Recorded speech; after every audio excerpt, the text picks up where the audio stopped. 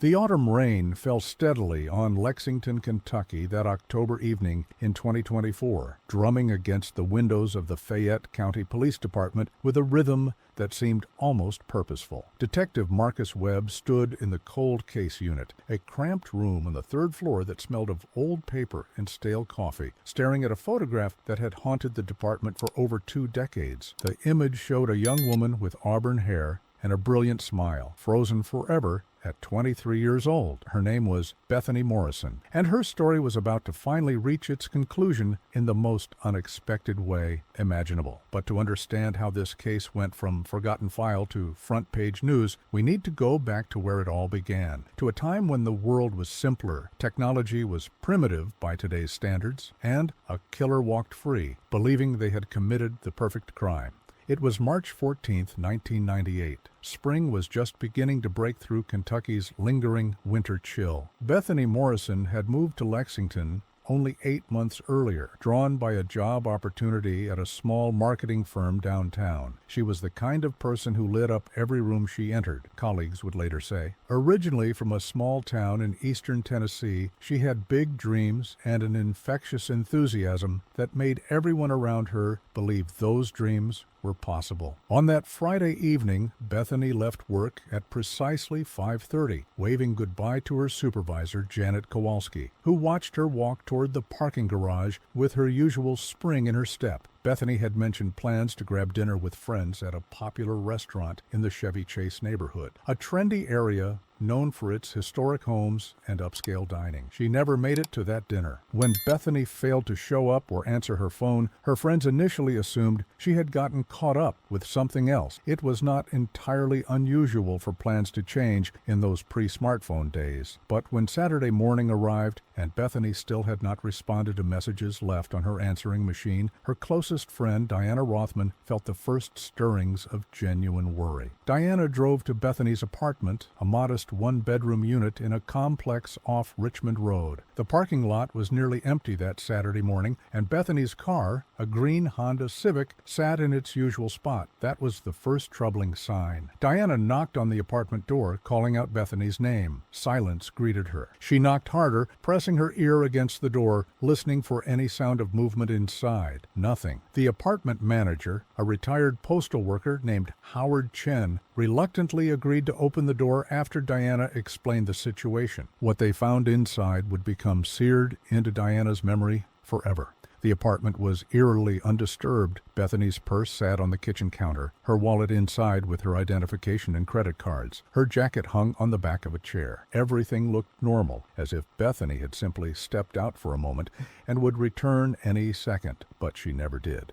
Within hours, the Lexington Police Department had launched a missing person investigation. Detective Raymond Haskell, a 20-year veteran of the force, took the lead. Something about this case immediately struck him as wrong. Young women did not typically vanish without a trace, leaving all their personal belongings behind. The fact that her car remained in the parking lot suggested she had either left with someone willingly or had been forced to leave. Both scenarios were deeply troubling. The initial investigation moved quickly. Police interviewed everyone who knew Bethany. They spoke with co-workers who described her as dedicated and well-liked. Timothy Brennan, the creative director at her marketing firm, remembered her last day vividly. She had been working on a campaign for a local restaurant chain, he recalled, and had seemed excited about the weekend ahead. She had shown him some design concepts that afternoon, her enthusiasm evident in every word. Nothing about her demeanor suggested fear or distress. They talked to neighbors who had seen nothing unusual on that Friday evening. The apartment complex was quiet. Most residents already settled in for the night by the time Bethany would have returned home. Mrs. Eleanor Voss, an elderly woman who lived directly across the hall from Bethany, mentioned that she had heard footsteps in the hallway around 6:15 that evening, but thought nothing of it at the time. People came and went constantly in the building. They questioned the friends she was supposed to meet for dinner, all of whom had solid alibis, and no apparent motive. Diana Rothman had been at the restaurant with two other friends, Christine Palmer and Miguel Santos, waiting for Bethany to arrive. They had called her apartment repeatedly, confusion turning to worry as the minutes ticked by. When an hour had passed with no word, they had assumed something had come up, perhaps a work emergency or a last-minute change of plans. None of them could have imagined the truth. The parking garage where Bethany had last been seen became a focal point. Security cameras existed, but in 1998, the technology was primitive. The footage was grainy, the angles limited, and critically, the garage's camera system had malfunctioned that very day, leaving several hours of recording blank. The building's security guard, a part-time college student named Travis McAdams, had noticed the malfunction around 4 in the afternoon, but had not reported it immediately, assuming the maintenance team would address it during their regular rounds. That delay would prove costly to the investigation. Days turned into weeks. Search parties combed through parks and wooded areas around Lexington. Volunteers distributed flyers with Bethany's photograph throughout the city. Local news stations ran regular updates, keeping her face in the public consciousness. Tips poured in, each one followed up meticulously, but none led anywhere meaningful. Bethany Morrison had simply vanished, as if she had stepped through a doorway into another dimension. Then, on April 3rd, exactly 20 days after her disappearance, a jogger running trails in the McConnell Springs area made a horrific discovery. The jogger, a local dentist named Philip Carmichael, had been running the same route every morning for years. That morning, something caught his eye, a flash of color that did not belong among the browns and greens of the forest floor. At first, he thought it might be discarded clothing, perhaps left behind by campers, but as he moved closer, pushing aside the brush, the terrible reality became clear. Hidden in a densely wooded section, partially concealed by brush and fallen leaves, lay human remains. Philip stumbled backward, his mind struggling to process what he was seeing. He ran to the nearest road, flagging down a passing motorist who had a cell phone, still a relative rarity in 1998. The call to emergency services came through at 7:42 in the morning. The location was remote, accessible only by a narrow, rarely used path that wound through the natural preserve. When Detective Haskell arrived at the scene, he immediately understood why this spot had been chosen. It was isolated, surrounded by dense vegetation, far from the main trails where regular hikers and joggers passed. Someone unfamiliar with McConnell Springs would never have known this area existed. Whoever had brought Bethany here knew these woods intimately. Within hours, forensic teams had confirmed what everyone feared. The remains were those of Bethany Morrison. The identification was made through dental records, a process that took several agonizing hours, while Bethany's family waited for confirmation they dreaded receiving. Patricia Morrison was at her home in Tennessee when Detective Haskell called with the news. Her scream, neighbors would later say, could be heard throughout the entire block. The medical examiner's report painted a grim picture. Dr. Lawrence Whitmore, who had conducted thousands of examinations throughout his career, found this case particularly disturbing. Bethany had suffered blunt force trauma to the head, multiple impacts that suggested a sustained attack rather than a single blow. The cause of her passing was determined to be those injuries, inflicted by what appeared to be a heavy, rounded object, possibly a pipe wrench or similar tool. The condition of the remains and environmental factors made determining the exact time of her passing difficult, but evidence suggested she had been placed in that location shortly after her disappearance. She had not been there long before being found, yet long enough that crucial evidence had been compromised by weather and wildlife. Detective Haskell threw himself into the investigation with renewed intensity. This was no longer a missing person case. It was now a homicide. The methodical nature of the crime suggested planning. Someone had taken Bethany, ended her life, and disposed of her body in a location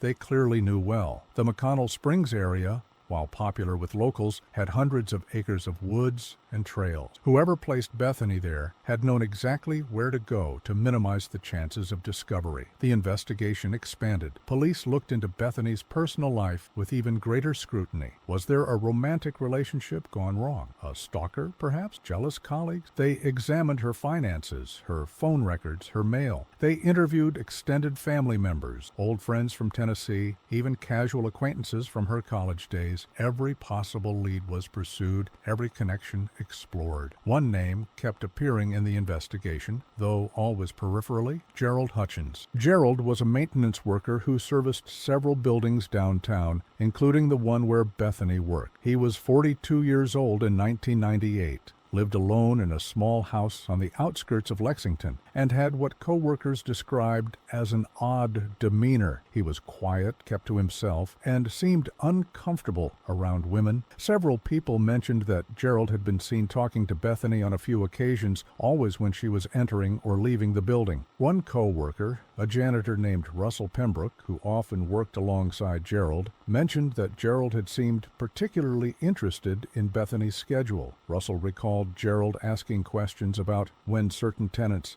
typically arrived and left, information that seemed unnecessary for his maintenance duties. At the time, Russell had thought nothing of it, assuming Gerald was simply making conversation. But after Bethany's disappearance, those seemingly innocent questions took on a more sinister tone. Detective Haskell interviewed Gerald 3 times. The first interview took place at the maintenance company's office, a cramped space that smelled of cleaning supplies and machine oil. Gerald had seemed cooperative, answering questions politely, but with visible nervousness. He admitted to recognizing Bethany from the building, said she had always been friendly, offering a smile and hello when they crossed paths. He claimed their interactions had never gone beyond those brief pleasantries. The second interview, conducted at the police station, went deeper. Haskell pressed Gerald about his whereabouts on March 14th. Gerald maintained he had been home alone that evening, watching television. When asked what programs he had watched, Gerald provided vague answers, mentioning shows that aired that night, but unable to recall specific details about episodes. His nervousness had increased during this interview, sweat beading on his forehead, despite the cool temperature of the interrogation room. The third interview came after Bethany's body was discovered. This time, Haskell brought in a partner, Detective Sharon Valdez, a specialist in reading body language and detecting deception. Together, they questioned Gerald for over 3 hours. He maintained his story consistently, never wavering from his account. Yet Detective Valdez noted several tells. Gerald's hands trembled slightly when discussing Bethany. His eyes darted away when asked about the parking garage, and he seemed to swallow hard whenever McConnell Springs was mentioned. Each time, Gerald maintained he barely knew Bethany, had only exchanged pleasantries with her in passing, and had no information about her disappearance or death. He accounted for his whereabouts on the evening of March 14th. He had been home alone, watching television. No one could verify this alibi, but equally, no one could disprove it. When asked if he would consent to a search of his home and vehicle, Gerald agreed without hesitation, a move that surprised the detectives. Guilty people rarely volunteered for searches. The search revealed nothing suspicious. No blood evidence, no items belonging to Bethany, nothing that could link him to the crime. Either Gerald was innocent or he had been extraordinarily careful in cleaning up after himself. But Detective Haskell's instincts told him something was off about Gerald Hutchins. There was a nervousness in his eyes during interviews, a hesitation before answering certain questions. Yet instincts were not evidence, and without physical proof or witness testimony, there was nothing to justify an arrest. Gerald remained a person of interest, but the case could not move forward based on suspicion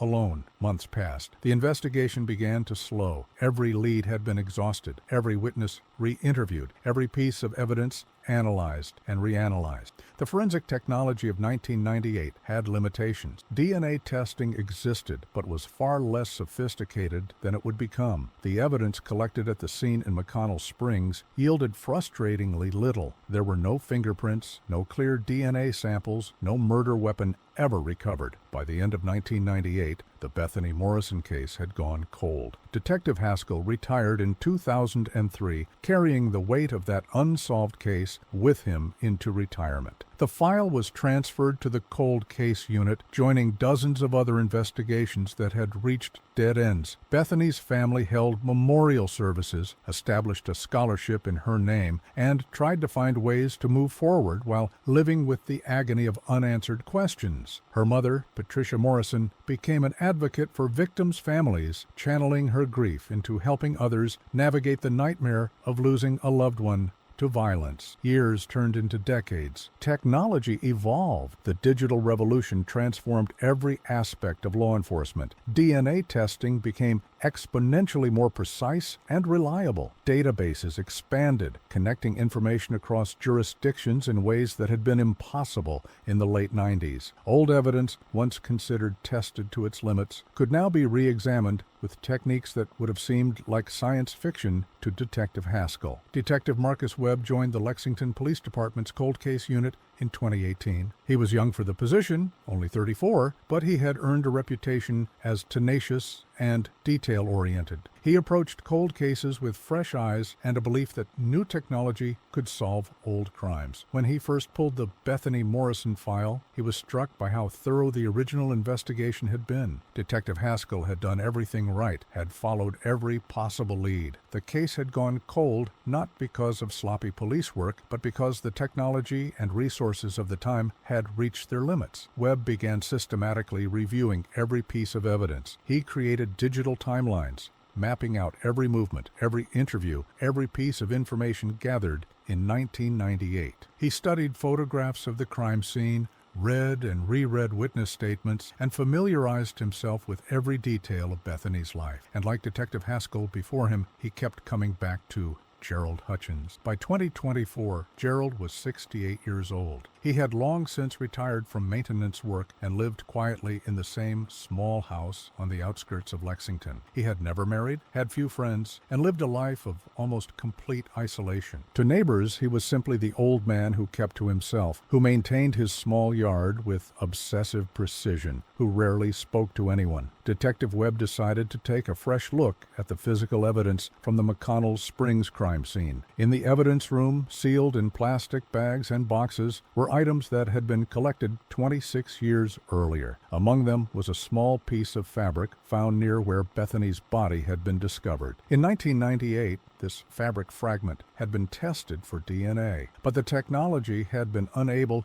to extract a usable profile from the degraded sample. Webb submitted the fabric to a private laboratory that specialized in advanced DNA recovery technique. The lab used cutting-edge processes that could extract genetic material from the most challenging samples. 3 months later, the results came back. They had successfully developed a partial DNA profile from the fabric. It was not a complete profile, but it was enough to search against databases. The profile was run through CODIS, the FBI's combined DNA index system. No match. It was run through state databases. No match. The DNA belonged to someone who had never been arrested for a crime requiring DNA collection. Webb felt the familiar frustration of hitting another wall, but then he had an idea that would change everything. Genetic genealogy had emerged as a powerful tool in solving cold cases. By uploading DNA profiles to public genealogy databases, investigators could identify potential familial matches, then use traditional detective work to narrow down suspects. It was the technique that had cracked the Golden State Killer case and dozens of others. Webb obtained the necessary legal approvals and uploaded the partial profile to GED Match, a public database used by people researching their family trees. The wait for results was agonizing. Weeks passed with no news. Then, in September 2024, the database returned several potential distant relatives. None were close matches, but they provided branches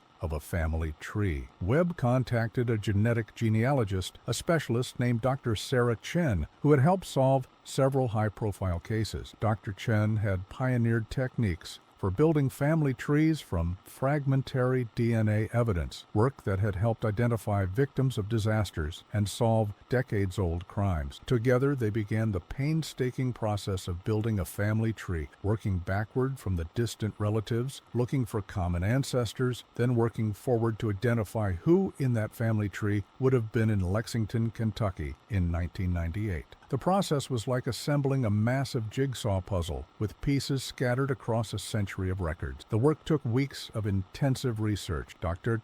Chen constructed elaborate genealogical charts cross-referencing birth records, marriage certificates, obituaries, and census data. She identified numerous branches of the family tree, many of which led to dead ends. Some relatives had moved out of state, others had passed away before 1998. Still others could be ruled out based on age or gender. The breakthrough came when Dr. Chen discovered a marriage record from 1926 in eastern Kentucky. A couple named Harry Harold and Lucille Hutchins had married in a small mountain town. Tracing their descendants forward through decades of records, Dr. Chen found that Harold and Lucille had 3 children.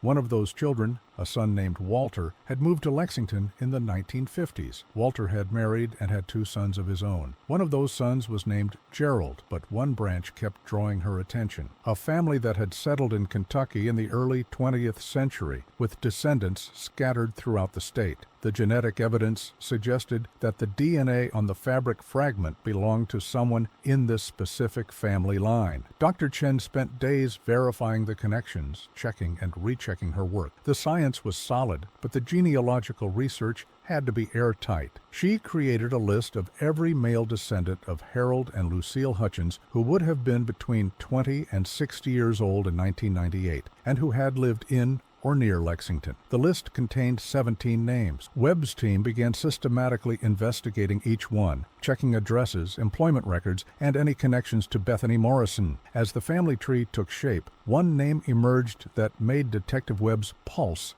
quicken: Gerald Hutchins. The genetic evidence suggested that the DNA on the fabric fragment belonged to someone in Gerald's extended family, but the partial nature of the profile made it impossible to determine if it was Gerald himself or a close relative. The probability statistics indicated a close familial relationship, meaning the DNA donor was likely a parent, sibling, child, or at most a first cousin of Gerald. Given Gerald's isolated life and limited family connections, he emerged as the prime candidate. Webb needed more evidence. He could not arrest Gerald based solely on familial DNA evidence. He needed something more concrete, a direct sample that could definitively link Gerald to the crime scene. He began conducting surveillance, watching Gerald's daily routines, looking for an opportunity to obtain a direct DNA sample. In Kentucky, police could legally collect abandoned DNA, items discarded in public that could be tested without a warrant. For 2 weeks, Webb and his team watched Gerald. The surveillance revealed just how isolated the man's life had become. He had no visitors, made no social calls, and rarely left his property except for essential trips. The man's routine was remarkably consistent, almost ritualistic in its precision. Every morning at 7, he would retrieve his newspaper from the driveway. Every Monday, he drove to the pharmacy to pick up prescriptions. Every Tuesday and Friday, he drove to a local grocery store called Save Mart, purchased a few items, always paying in cash, and stopped at a small coffee shop called Beanery on his way home. Webb's team documented everything. They photographed Gerald's movements, noted the times he came and went, mapped his routes through the city. Officer Jennifer Kowalski, part of the surveillance team, remarked that watching Gerald was like watching a machine follow a program. There was no spontaneity, no deviation from the established pattern. It was the behavior of someone who had learned to control every aspect of their life, to eliminate variables and surprises. On the first Friday of their surveillance, Webb and Officer Marcus Riley sat in an unmarked car near the Beanery, watching as Gerald went through his routine. He ordered the same thing every visit, a medium black coffee. He sat at the same table, a small 2-seater near the window. He spent exactly 12 minutes drinking his coffee while staring out at the street. Then he would dispose of his cup and leave. Webb considered collecting the cup that day, but something made him hesitate. He wanted to observe the pattern a few more times to ensure Gerald never deviated from it. The second Friday confirmed the routine was unchanging. The third Friday brought unexpected complications when the coffee shop was crowded, forcing Gerald to take his coffee to go rather than sitting at his usual table. He stood outside instead, finishing his drink on the sidewalk before driving away. The cup went into a public trash can, but the can was emptied by a city sanitation worker before Webb could safely collect it. It was at the coffee shop that Webb saw his opportunity. On a Friday afternoon in early October, the fourth Friday of surveillance, conditions were perfect. The weather was clear, the coffee shop moderately busy but not crowded, and Gerald followed his routine precisely. On a Friday afternoon in early October, Webb sat in an unmarked car across from the Beanery, watching as Gerald entered the shop. Through the window, Webb could see him ordering coffee, could see the barista, a young woman named Ashley Brennan, handing him the familiar medium cup. Minutes later, Gerald emerged carrying a disposable cup. He sat on a bench outside, sipping his coffee while watching cars pass by on the street. Webb held his breath, willing nothing to go wrong, no unexpected variables to disrupt what needed to happen. After finishing his drink, Gerald stood, walked to the public trash can positioned at the corner, and dropped the empty cup inside. He paused for a moment, as if considering something, then walked to his car. Webb forced himself to wait, to let Gerald's car disappear around the corner before making his move. The last thing he needed was for Gerald to notice police interest and become suspicious. As soon as Gerald's car disappeared around the corner, Webb moved. Wearing gloves, he retrieved the coffee cup from the trash can and carefully placed it in an evidence bag. The cup would be sent for DNA testing, and if Gerald's DNA matched the profile from the fabric found at the crime scene, Webb would finally have the evidence needed for an arrest. The DNA results took 3 weeks. On October 23, 2024, Webb received the call he had been waiting for. The DNA from Gerald Hutchins's coffee cup was a match to the DNA recovered from the fabric at the crime scene in McConnell Springs. The probability of the match being coincidental was astronomically low. After 26 years, the evidence finally pointed conclusively to a suspect. But Webb wanted to ensure the case was airtight before making an arrest. He obtained a search warrant for Gerald's home, vehicle, and any storage units he might have. On October 25th, as rain began to fall over Lexington, a team of investigators descended on Gerald's small house. Gerald answered the door, his face showing confusion that quickly shifted to fear as Webb explained the warrant. For hours, investigators meticulously searched every inch of the property. The house was neat, almost obsessively organized. In the basement, they found boxes of old newspapers and magazines, many featuring articles about Bethany's disappearance and the subsequent investigation. This was not unusual. People sometimes kept news clippings about local crimes, but the sheer volume was troubling. Gerald had apparently been following the case for decades. In the garage, investigators found tools and equipment, all carefully arranged on pegboards and shelves. Among them was a collection of heavy wrenches and metal tools, the kind that could have caused the injuries Bethany suffered. But they were clean, and after 26 years, finding blood evidence would be virtually impossible, even if these were the actual weapons used. Then, in the back corner of the garage, beneath a workbench, an investigator noticed a loose floorboard. When pried up, it revealed a small hidden compartment. Inside was a wooden box. Webb carefully opened it, and what he found inside made his stomach turn. The box contained items that could only have belonged to Bethany Morrison. A bracelet that her mother had given her, identified from photographs. A small notebook with Bethany's distinctive handwriting. A photograph of Bethany that had never been released to the public, suggesting it had been taken from her apartment. And most chillingly, a handful of auburn hair, tied with a ribbon matching Bethany's hair color. These were trophies. Gerald Hutchins had kept souvenirs of his crime, hidden away in a secret compartment for over 2 decades. This was the physical evidence that transformed the case from strong genetic evidence to an overwhelming prosecution. Gerald was arrested on the spot. As he was led away in handcuffs, neighbors emerged from their homes, watching in stunned disbelief. The quiet man who had lived among them for decades was being arrested for a crime that had occurred before many of them had even moved to the area. The interrogation that followed revealed the final pieces of the puzzle. Initially, Gerald maintained his innocence, claiming the items in his garage had been planted. But as Webb presented the evidence, piece by piece, Gerald's resolve began to crumble. The DNA evidence was irrefutable. The personal items belonging to Bethany could not be explained away. And finally, after hours of questioning, Gerald's carefully constructed walls broke down. He admitted to noticing Bethany when she started working downtown. He had developed what he called an infatuation, watching her from a distance, learning her routines. On that March evening in 1998, he had followed her to the parking garage. He had not planned what happened next, he claimed. He had only wanted to talk to her, to tell her how he felt. But when he approached her, Bethany had reacted with fear and rejection. That rejection had triggered something in Gerald, a rage he claimed he had never felt before. The details of what followed were difficult to hear. Gerald described striking Bethany in a moment of anger, then panicking when he realized what he had done. Rather than seeking help, rather than calling for an ambulance, he had made the decision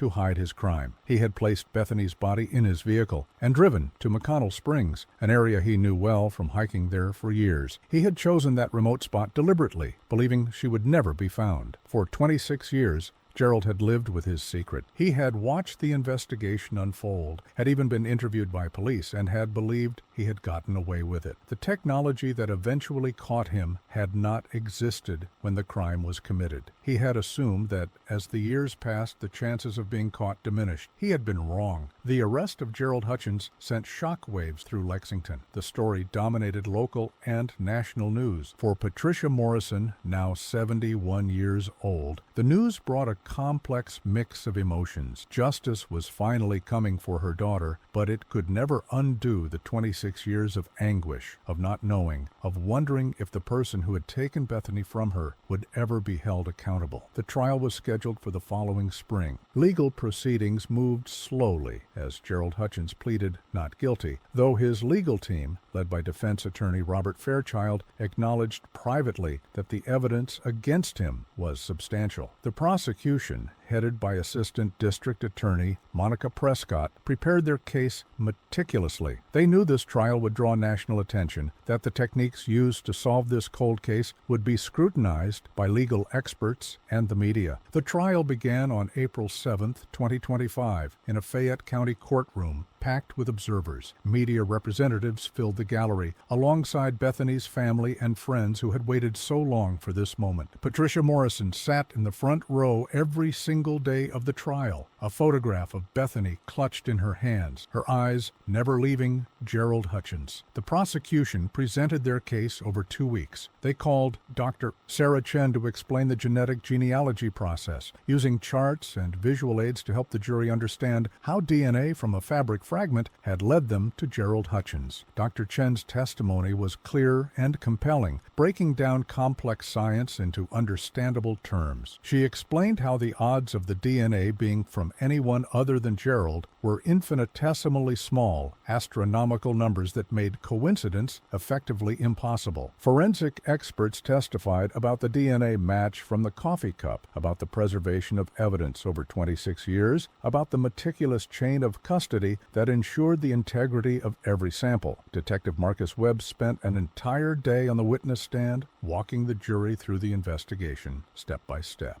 from his first review of the cold case file to the moment of Gerald's arrest. The items found in Gerald's garage were presented as evidence, each one carefully documented and photographed. When Bethany's bracelet was shown to the jury, Patricia Morrison broke down sobbing, recognizing the piece of jewelry she had given her daughter for her 21st birthday. Diana Rothman testified about finding Bethany's apartment empty that terrible morning, about the years of wondering and hoping for answers that never came. Her voice cracked with emotion as she described her friend, the vibrant young woman whose life had been stolen. The prosecution presented the DNA evidence, the items found in Gerald's garage, and his own confession, recorded during the interrogation and played for the jury. Gerald's voice filled the courtroom as he described following Bethany, approaching her, the rage that had overcome him when she rejected his advances. Several jurors looked away, unable to watch Gerald's emotionless face while listening to his words. The defense argued that the confession had been coerced, that Gerald had been worn down during hours of interrogation, that the detectives had pressured him into saying things that were not true. They brought in their own DNA expert who attempted to cast doubt on the genetic genealogy methods, suggesting the science was too new, too untested to be reliable. They argued that the evidence was circumstantial, that the items in Gerald's garage could have been acquired through other means, though they could not explain how or when. Defense attorney Fairchild suggested that the long delay between the crime and the arrest had compromised the investigation, that memories had faded, that evidence had degraded. He painted Gerald as a lonely, socially awkward man who had been targeted because he fit a convenient profile, not because he was actually guilty. It was a desperate strategy, and the jury saw through it. The trial lasted 3 weeks. Expert witnesses testified for both sides, debating the reliability of DNA evidence, the validity of Gerald's confession, the significance of the trophies found in his possession. character witnesses spoke about Bethany, painting a picture of a kind, ambitious young woman who had her whole life ahead of her. Former co-workers from Gerald's maintenance company testified about his odd behavior, his fixation on the women who worked in the buildings he serviced. Philip Carmichael, the jogger who had discovered Bethany's remains, testified about that terrible morning in April 1998. His hands trembled as he described what he had found, the images that still haunted his dreams 27 years later. The medical examiner, Dr. Lawrence Whitmore, now retired, returned to explain his findings from the original autopsy, describing the injuries Bethany had suffered in clinical terms that nonetheless conveyed the brutality of the attack. But the jury saw through these arguments. The evidence was overwhelming. The DNA science sound, the confession detailed and corroborated by physical evidence. After deliberating for only 7 hours over 2 days, they returned with their verdict. In April 2025, almost exactly 27 years after Bethany Morrison's life had been taken from her, Gerald Hutchins was found guilty on all counts. When the verdict was read, the courtroom erupted. The verdict brought tears to the courtroom.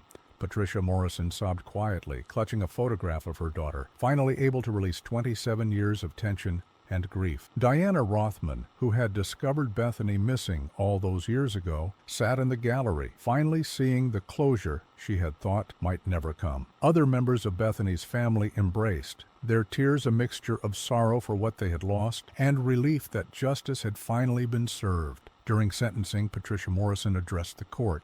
She spoke about Bethany, not as a victim, but as the vibrant, loving person she had been. She talked about the dreams Bethany had held, the life she should have lived, the family she might have raised. She spoke about the decades of pain, the birthdays and holidays marked by absence, the constant weight of unanswered questions. And she spoke about gratitude for the investigators who had never given up, who had used every tool available to them to finally bring justice. Gerald Hutchins was sentenced to life in prison without the possibility of parole. As he was led from the courtroom, he showed no emotion, just as he had shown none throughout the trial. Whatever remorse he might have felt, he kept locked away, just as he had locked away his terrible secret for more than a quarter century. The case of Bethany Morrison became a textbook example of how modern forensic science could solve even the coldest of cases. Detective Marcus Webb presented the investigation at law enforcement conferences across the country, explaining how the combination of genetic genealogy, advanced DNA testing, and old-fashioned detective work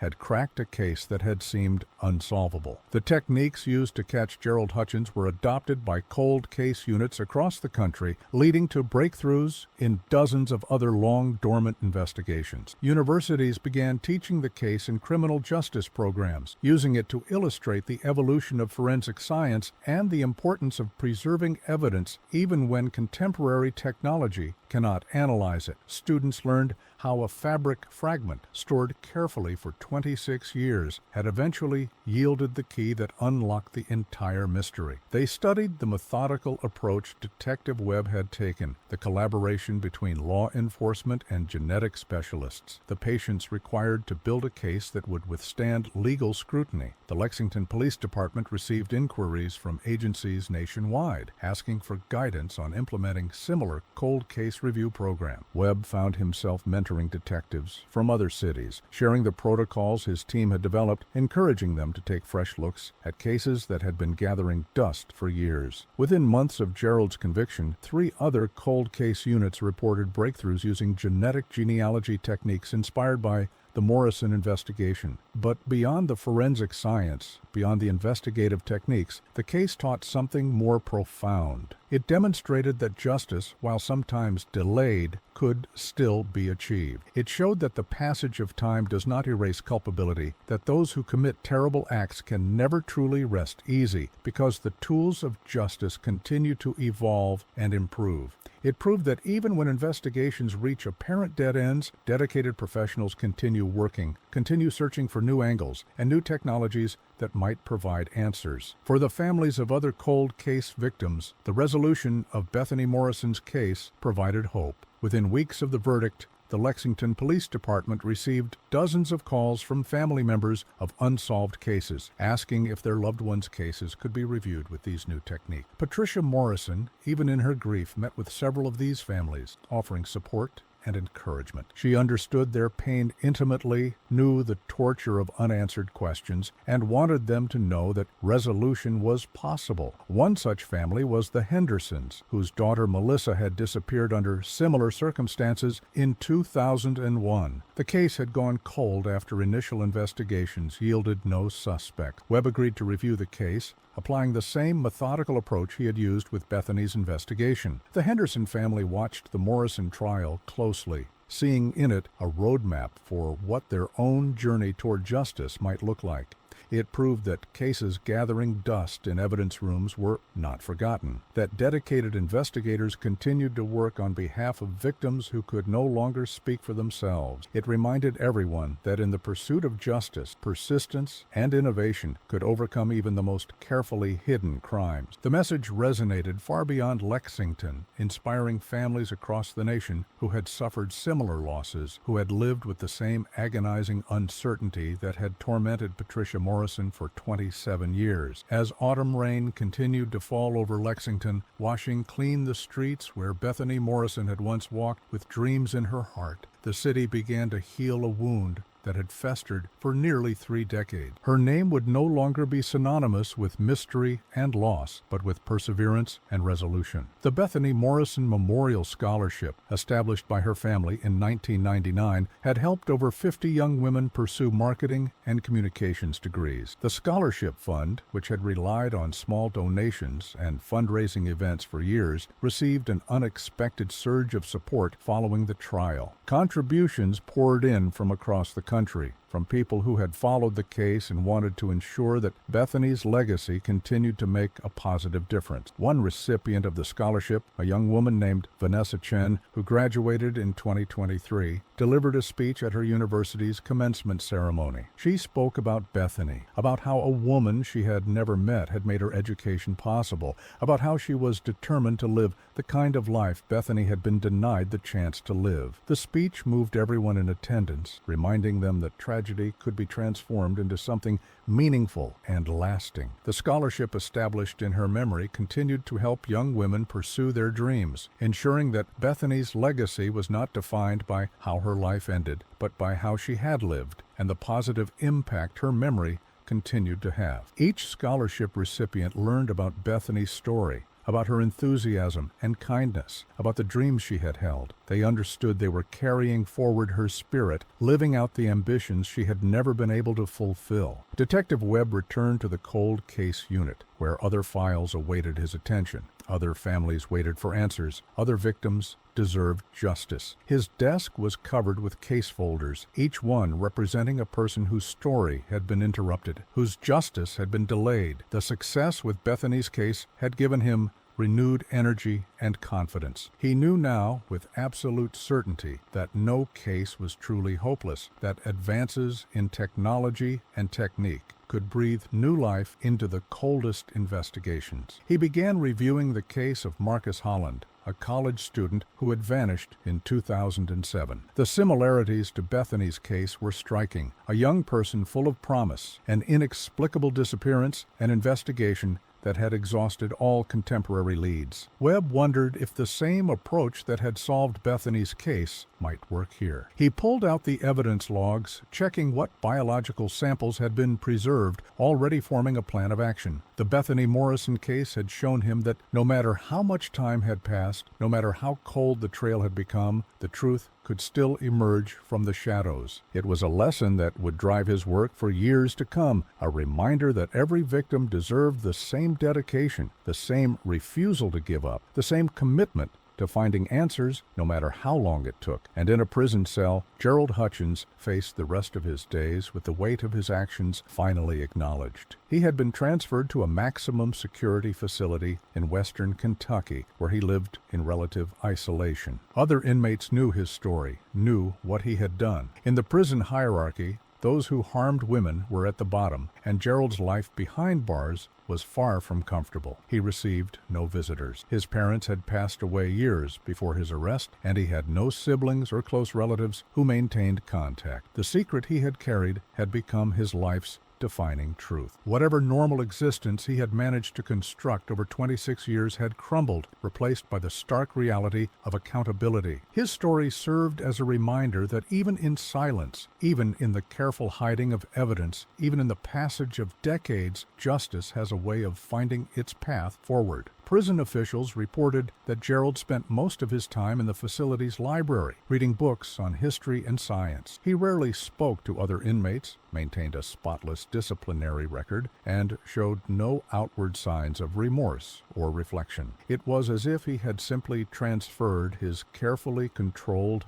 isolated existence from his small house to a prison cell. Psychologists who evaluated him described a profound emotional disconnect, a man who seemed unable or unwilling to process the gravity of what he had done. The case closed, but its impact rippled outward. Families of other victims reached out to the Lexington Police Department, asking if new DNA testing could be applied to their loved ones' cases. Law enforcement agencies across Kentucky and beyond reviewed their own cold cases, wondering if similar techniques might finally provide answers to long-standing mysteries. A grandmother in Louisville called about her grandson's unsolved case from 2004. A father in Bowling Green inquired about his daughter's disappearance in 1996. Each call represented years of pain, of questions without answers, of hoping against hope that someday, somehow, justice might be served. The Kentucky State Police established a task force dedicated specifically to reviewing cold cases with potential for genetic genealogy solutions. They partnered with the FBI and private laboratories, creating a systematic approach to identifying cases where DNA evidence existed but had never yielded results with traditional testing methods. The task force, named in Bethany Morrison's honor, began working through a backlog of hundreds of unsolved cases, bringing new hope to families who had waited years, sometimes decades, for answers. In Tennessee, Patricia Morrison's hometown held a remembrance ceremony on what would have been Bethany's 50th birthday. The ceremony took place in the town square, where a memorial bench had been dedicated in Bethany's name. Patricia spoke to the gathering, her voice stronger than it had been in years. She talked about the importance of never giving up, about how persistence and faith had finally brought her the answers she needed. She encouraged other families of victims to keep hoping, keep advocating, keep demanding that their loved ones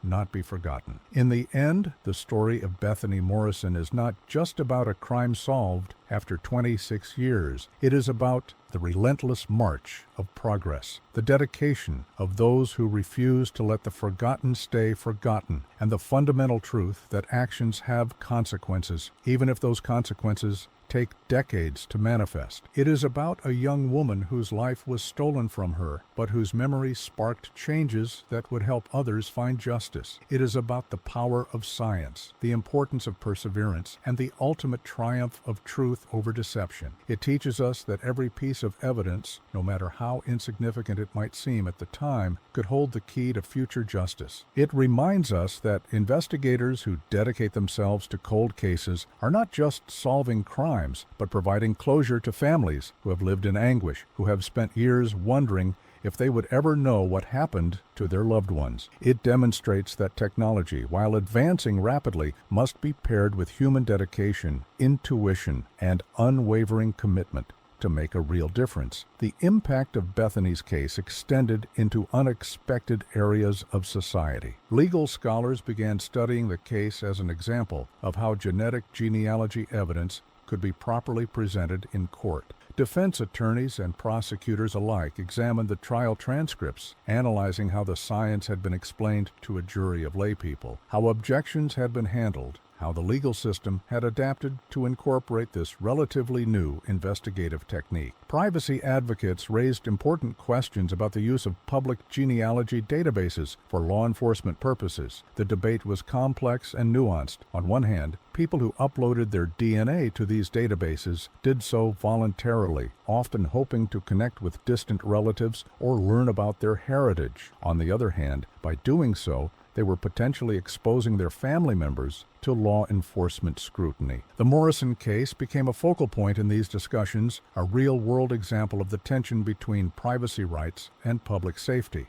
Ethics committees at universities held symposiums examining the implications. Professor Nathan Hawthorne, a bioethicist at the University of Kentucky, noted that the Morrison case represented a watershed moment. Society had to grapple with questions about what was permissible in the pursuit of justice, where the boundaries should be drawn, how to balance individual rights with collective security. The debates were healthy and necessary, he argued, part of ensuring that powerful new technologies were used responsibly and with appropriate oversight. Meanwhile, the forensic science community celebrated the Morrison case as validation of methodologies they had been refining for years. Dr. Sarah Chen, the genetic genealogist who had helped build the family tree that led to Gerald Hutchins, found herself in high demand. She gave lectures at conferences, taught workshops for law enforcement agencies, and consulted on dozens of other cold cases. She always made sure to emphasize that the technology was just a tool. The real work, she insisted, came from the dedication of investigators like Detective Webb, who refused to give up, who saw each cold case not as a file number, but as a real person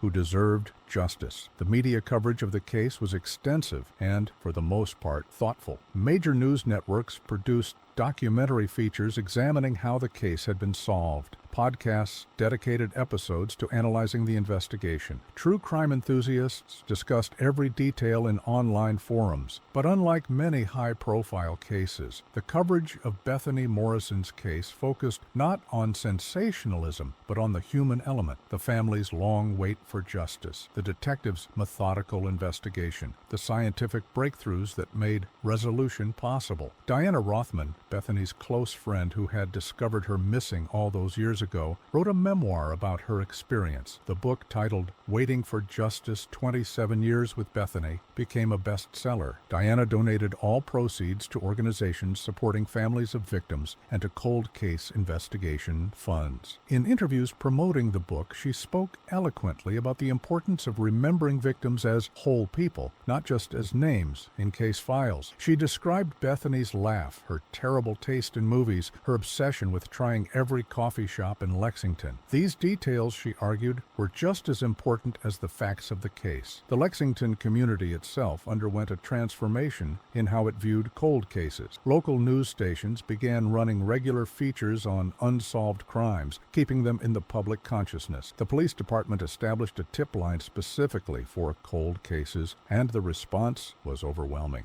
People came forward with information about cases that had gone cold years or even decades earlier. Some tips led nowhere, but others provided crucial new leads that investigators could pursue. One particularly touching development was the formation of a support group for families of cold case victims in the Lexington area. Patricia Morrison helped establish the group, using her own experience to guide others through the unique challenges of living with unresolved loss. The group met monthly, providing a space where people could share their stories, their frustrations, their hopes. Many members had been living in isolation, feeling that no one else could understand what they were going through. The group showed them they were not alone. The physical location where Bethany's remains had been found in McConnell Springs underwent a subtle transformation as well. Visitors to the preserve, learning about the case, began leaving flowers and small tributes near the area. The park administration, after consulting with Patricia Morrison, decided to install a small memorial marker. It did not specifically reference the crime, but simply noted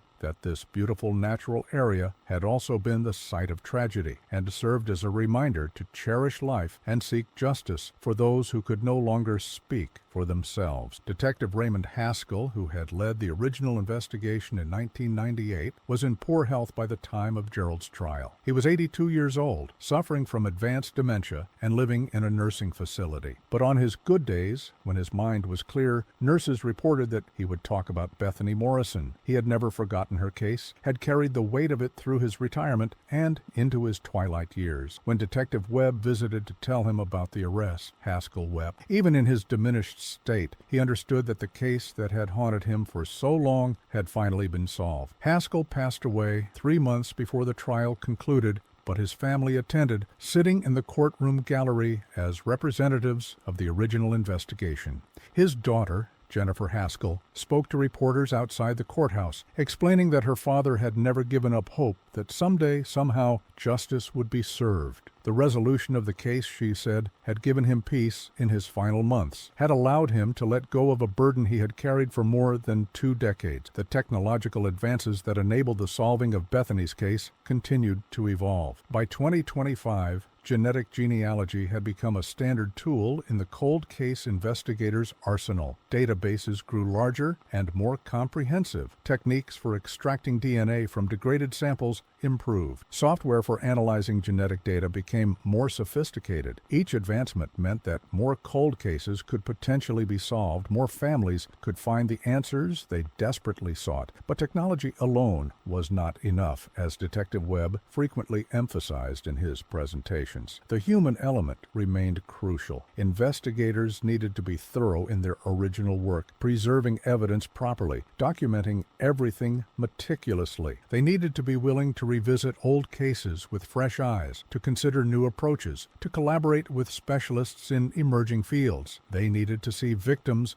as real people, to understand that behind every case file was a family waiting for answers, a community seeking closure, a person whose life and death mattered. The lessons learned from Bethany Morrison's case influenced how cold cases were handled across the country. Police departments began implementing better evidence preservation protocols, knowing that samples considered untestable today might yield crucial information tomorrow. Training programs for investigators incorporated modules on genetic genealogy and other advanced forensic techniques. Cold case units received increased funding and resources, recognition that solving old crimes was not just about looking backward, but about providing justice that had been too long delayed. In Lexington, the annual budget for the cold case unit increased significantly following the Morrison case. The City Council, responding to public interest and pressure from victims' advocacy groups, allocated funds for additional personnel and cutting-edge forensic analysis. Detective Webb was promoted to lead the expanded unit, which grew from just him and 1 assistant to a team of 6 investigators, each bringing different areas of expertise. The team began systematically reviewing every unsolved case in the department's files going back 50 years. They prioritized cases where DNA evidence existed, cases with living family members who were still seeking answers, and cases where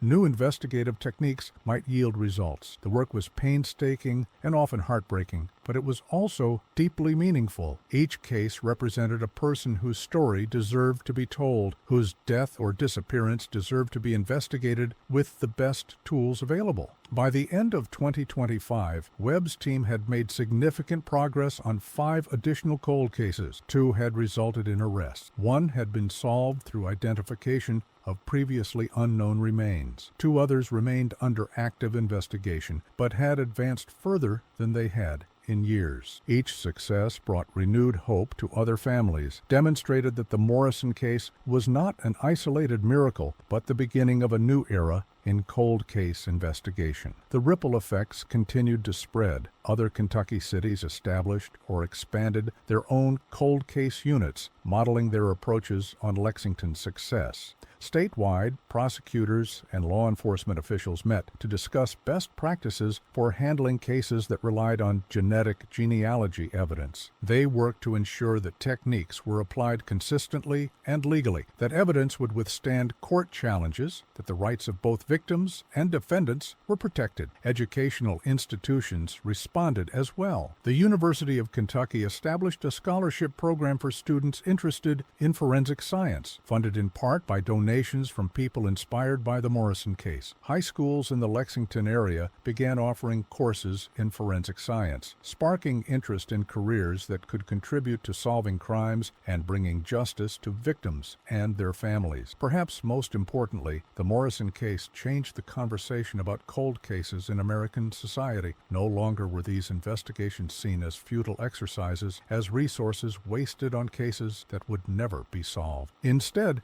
they were recognized as important work that honored victims, provided closure to families, and demonstrated that the pursuit of justice had no statute of limitations. The case proved that it was never too late to seek the truth, never too late to hold perpetrators accountable, never too late to provide answers to those who had waited so long. For Patricia Morrison, now approaching her 72nd birthday, life after the trial was bittersweet. The resolution had brought a measure of peace, but it could never undo the 27 years of pain, could never bring back her daughter. She continued her advocacy work, speaking at conferences for victims' rights organizations, meeting with families of cold case victims, pushing for legislative changes that would ensure better resources for solving old crimes. She also found time for joy and connection. She grew closer to her remaining family, cherished her grandchildren, traveled to places she and Bethany had always talked about visiting together. She established a foundation in Bethany's name that not only funded scholarships but also provided financial assistance to families of victims who could not afford to travel to trials or who faced economic hardship while seeking justice. The foundation became her legacy project, a way to transform her grief into something positive and lasting. On the 28th anniversary of Bethany's passing, Patricia returned to Lexington for the first time since the trial. She visited the memorial at McConnell Springs, leaving fresh flowers and sitting quietly for a long while. Detective Webb joined her there, bringing his own tribute. They did not speak much, but their shared silence was comfortable, born of mutual respect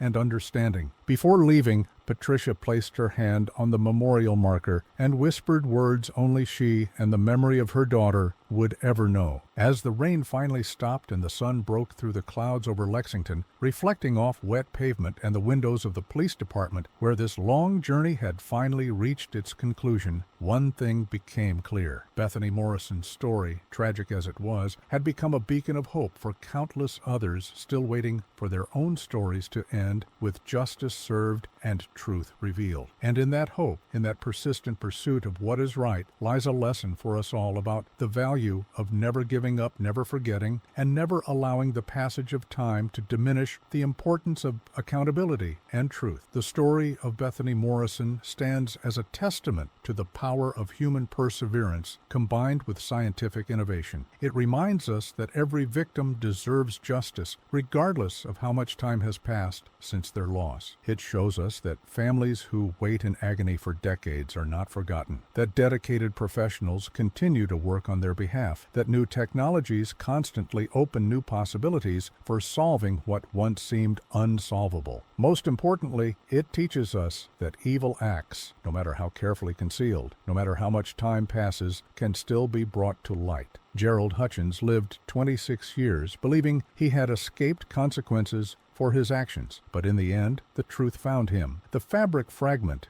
he never knew existed, the DNA technology that did not exist when he committed his crime, and the dedication of investigators who refused to let Bethany be forgotten combined to bring him to justice. For every family still waiting for answers about their missing or deceased loved ones, the Morrison case offers both hope and a call to action. Hope that advances in science and dedication in law enforcement can still provide the resolution they seek. A call to action to keep advocating, keep pushing for their cases to be reviewed, keep their loved ones' names and stories alive. Because as long as evidence exists, as long as dedicated investigators are willing to take on cold cases, as long as science continues to advance, there remains the possibility of justice, no matter how delayed. And for society as a whole, Bethany Morrison's story serves as a powerful reminder of our collective responsibility to the vulnerable, to victims, to those who cannot speak for themselves. It challenges us to support the work of cold case investigators, to fund forensic science research, to create systems that preserve evidence, and maintain focus on unsolved crimes. It calls on us to remember